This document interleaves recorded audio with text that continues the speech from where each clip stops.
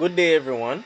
This is FM Shreyas Smith from Pro Chess Evolution, and today we're gonna be taking a look at another one of the games on the Chess Genesis tournament between Lemar Abbott and Zayden Singh.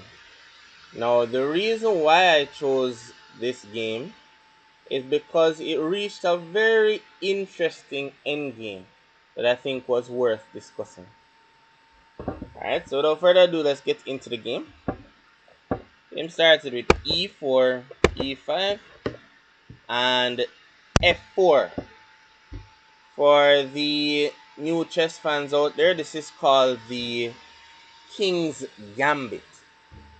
It was a favorite of the late Bobby Fischer, the world champion. E takes f4, knight f3, knight c6 was played by Zayden. Another way to play this position is to play with pawn to g5, h4, g4, knight here, knight f6, bishop c4, d5, with the idea to attack the bishop while also defending the g4 pawn. Takes, bishop d6, d4, and this is one of the more standard main lines of the King's Gambit. Alright, without further ado, let's go back somewhere. So here, knight c6 was played, knight c3. Here, still Zayden had the opportunity to hold on to the pawn with g5 and enter into similar main lines that we just discussed. d4, g4, knight e5, queen here. And this would have been problematic for white.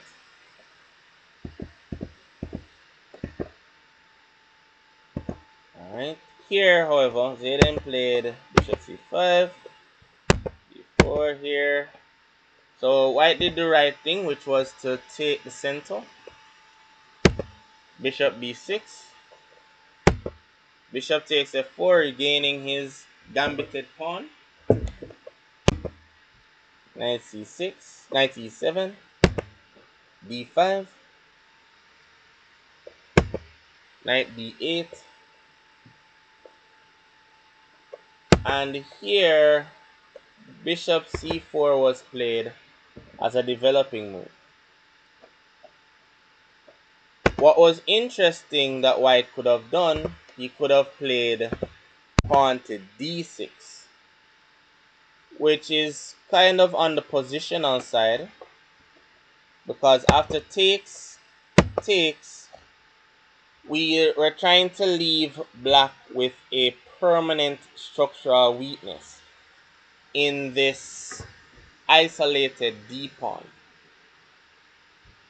Alright, so that's one way or one direction that the game could have gone, or one way for white to gain an advantage. The knight here, so bishop c4 is developing. d6. Now white really wants to castle, but he's not able to because of black's bishop aiming down here. Alright, so white has to try to make a plan against that. So that's how Lamar came up with queen d2 here and bishop e3 to block out the diagonal to be able to castle. Here, castle, h6, h6. Alright, so here I want to just go through the rest of the moves so that we can reach our key position that I want to discuss. So rook e1, c6, couple other moves came up the board. Takes, reach to the endgame. and rook e6, and now rook f6. And now we enter into the end game that I want to discuss. All right. So here in this position, in this ending, white is completely winning because it's white's turn to play. Now there are certain things you have to understand with this endgame. The key thing is the queen side majority that white has against black. Now you may say to yourself, but black also has a majority on this side of the board as well to whites. So why does it matter? Now the simple reason for that is because on the side where black has the majority, we already have a fighting king over here to defend that side. 3 pawns versus 2, it's easy to create a pass pawn over this side. So black would have to use his time to stop the pawns over here, and then it would allow us to use our time to get the pawns over this side. So king g2 was played, king f7. Now very important to understand in these positions, especially in endgames, is that the king is a very fighting piece. During the middle game, we like to tuck our king away and keep it safe from enemy pieces, but once all the pieces come off the board, the king is a key fighting piece. So we should always try to, as best as possible, get our king as active in the endgame. Now in the game, Lamar played c4, which wasn't the correct way to try and win this position. Key importance should have been brought to getting the king more centralized first, as we said, is a fighting piece, and then go with his pawn operations. Now, let me just give you an example of how you can try to win this endgame position, or what would be the correct technique to try and win this endgame position. So, king f3, getting the king closer to the center, centralized, so that he can go to either side of the wing. So, king e6 and king e4. So here, white gets to the center so that he can have the option of going on either side of the board. Alright, so let's say king d6. White should now be seeking to create his pass pawn, and the best way to do that is with his majority. So a4, start with this pawn, c5, and b3. And the idea is simple. We want to go for here, here, and here to break through with our pawns on that side. So king e6, black just shuffling around, but we have a clear plan in mind. Please notice that over this side, black can't get his pawn majority going because we have our king on this side. So any attempt to create any active play would be shut down because we have our king on this side. King d6, b4, king c6, and here h4. Now the idea is, now that we have distracted black on the queen side, we need to start to get infiltrating on the king side. And the way white came up to do this is by allowing the g6 pawn to move. So we want to play h4, h5, let the g6 pawn move so that we can infiltrate with our king to take the pawns over on that side. So king d6, h5, g5, right? Creating the square for us, and a5. Now we finally get to see what we were talking about.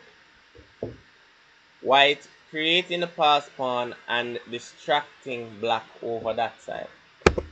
Pawn takes, pawn takes. King c6, he has to pay attention to that pass pawn over there, and that allows us the chance to take all of these pawns over this side and get us to victory.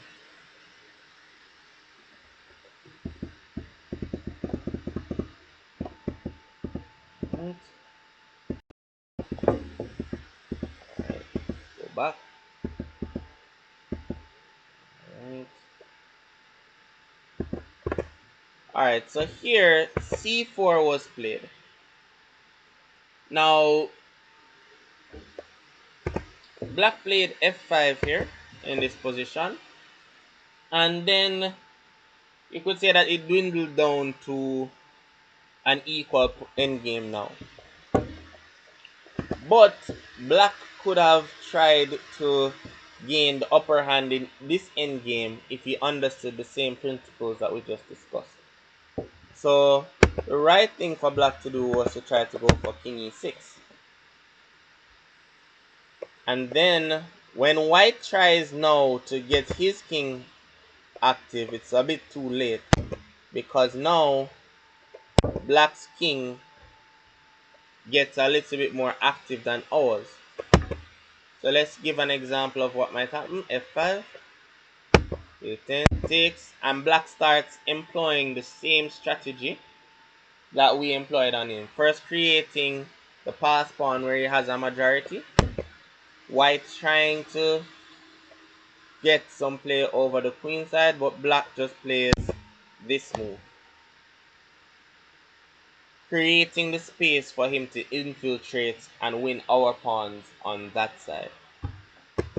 So this is one way that black could have tried to gain the upper hand in the endgame with the same principle.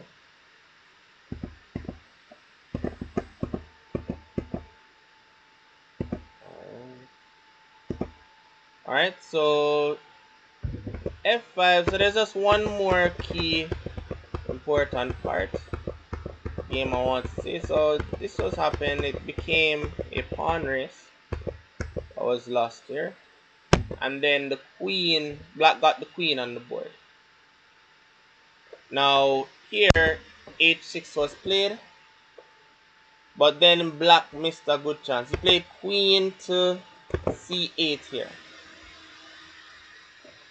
and then white played h7, and then this position was just a draw. But there's no way that black can stop white from trying to queen the pawn. But he missed a great opportunity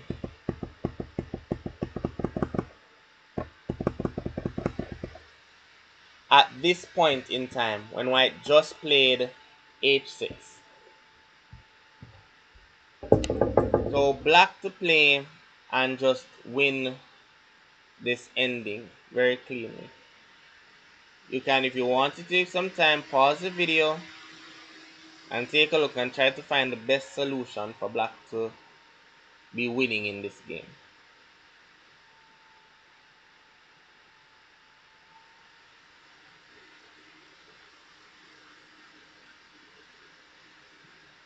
Alright, for those of you who guessed queen g5 check, you are correct. The attacking the king and also having the eye on the pawn. Now this forces the white king to go to h7, right? And then now black just has to make a waiting move, like king c5, king c4, any other type of move like that, just as a waiting move. And now white is in what we call a zugzwang, where he can't make any good moves. He has one move left, which is to play king to h8, leaving the defense of the pawn, and now we're able to take, and now it's a simple king and queen checkmate that will end the game. Alright. Thank you for analyzing that endgame with me. I hope it was very insightful.